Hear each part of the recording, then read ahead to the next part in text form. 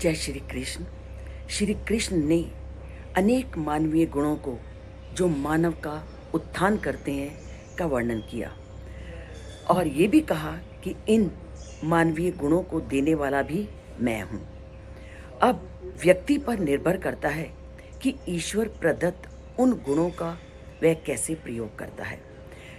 जो व्यक्ति ईश्वर प्रदत्त इन गुणों का सदुपयोग करता है, जैसा कि श्री कृष्ण ने पिछले श्लोक में कहा कि जो इन गुणों के माध्यम से अपने मन को, अपने चित्त को मेरे में समर्पित कर देता है, वह ही व्यक्ति संसार में संतोष को प्राप्त करता है और हमेशा प्रसन्न रहता है।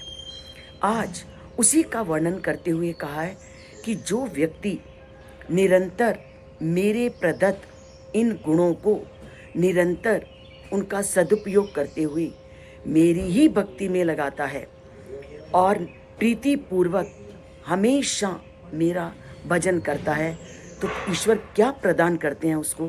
तो ईश्वर उसको प्रदान करते हैं बुद्धि योग को, क्योंकि बुद्धि योग ही एक ऐसा साधन है जो उस परम पिता परमात्मा की प्राप्ति में सहायक बनता है।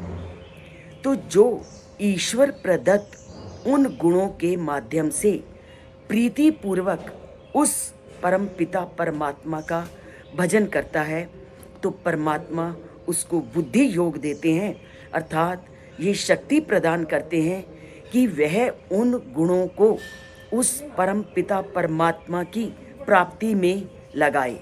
और जो ईश्वरीय प्रदत्त इन गुणों को उस परमात्मा की प्राप्ति में लगा देता है, येन और उसी गुणों के माध्यम से माम उपायांति ते, वो उस परम पिता परमात्मा को प्राप्त करते हैं।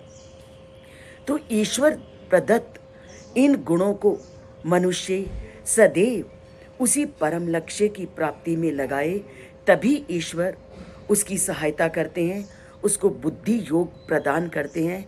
और बुद्धि योग ही एक ऐसा साधन है जो उस परम पिता परमात्मा की प्राप्ति में व्यक्ति को सहायक बनता है।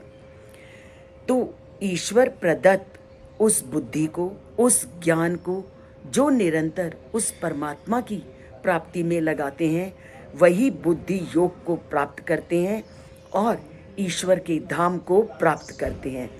तो जाना है ईश्वर धाम को, प्राप्त करना है ईश्वर की कृपा को, पाना है उस परमात्मा को, तो हमें अपनी बुद्धि के द्वारा उस परम पिता परमात्मा की प्राप्ति में ही प्रयत्न करना चाहिए और प्रतिपल बात करते हुए अपनी उस बुद्धि को उस परम पिता परमात्मा में लगाना चाहिए। और इसके लिए तो प्रतिदिन श्लोकों को पढ़ना और सुनना ज़रूरी है, और इसके लिए आपको चैनल पे आना और चैनल को सब्सक्राइब करना और लाइक करना भी ज़रूरी है। जय श्री कृष्ण।